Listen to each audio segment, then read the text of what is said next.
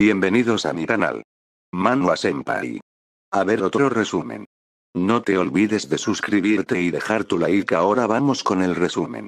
El Rey Z provoca inquietud en Gris Gris. Siente el mismo poder que cuando Fenrir, hermano de Delican, le quitó el puesto de rey. Debe de eliminar al Rey Z lo antes posible. El general mago observa seriamente a View, mientras le pide que cuide la herencia del rey. El futuro de los hongos dependerá de ella y Kage. View, desconcertada, exige una explicación más detallada. Sin embargo, el general presiona su báculo contra el suelo e invoca una seta de túnel que captura a View y Kage en su interior. Posteriormente desaparece. Ha servido a 3 generaciones de reyes de hongos. Es hora de acompañar a su majestad hasta el final. Gris Gris toma una postura de ataque, grita con ferocidad y golpea con su puño del rey tirano. El Rey Z recibe el ataque al no poder esquivarlo. Gris Gris se alegra después de haber golpeado al hongo. Un segundo después, su alegría es reemplazada por incredulidad. El misterioso poder mágico proveniente del rey se está volviendo cada vez más fuerte. Dispersada la niebla provocada por el puño, Gris Gris se encuentra con una nueva figura. El Rey Z ha evolucionado a forma del Rey Demonio. El nuevo rey absorbe a todos los hongos de los alrededores, incluyendo al general mago. Este último no tiene ninguna queja. Es un honor convertirse en la fuerza de su majestad. Gris Gris no pierde el tiempo. Utiliza su increíble velocidad para aparecer detrás del hongo y darle una patada. Cumplido su objetivo, se aleja del enemigo. Ahora que sabe que el hongo es lento, canta victoria por dentro. Es el fin para el hongo. Confiado, junta sus manos y avanza lleno de seguridad. A diferencia de la vez anterior, esta vez el hongo voltea, toma un respiro y expulsa su espora del rey hongo. Ante el ataque, Gris Gris detiene su avance y regresa a su posición inicial. Una carcajada escapa de su boca. Su piel tiene resistencia a la magia y al veneno. Mientras cierre los ojos y la nariz, las esporas no le harán nada, o eso pensaba, hasta que su HP disminuye con rapidez. Mirando con más detalle su cuerpo, encuentra setas malignas creciendo en su mano. Esa es la herida provocada por la seta de la espada de antes. Resignado, muerde con fuerza su mano derecha para posteriormente escupirla. Es solo una mano después de todo. Para su mala fortuna, a pesar de sus acciones, la herida se extiende hasta su brazo. No tiene tiempo para analizar la situación. Debido a ello, se corta todo el brazo.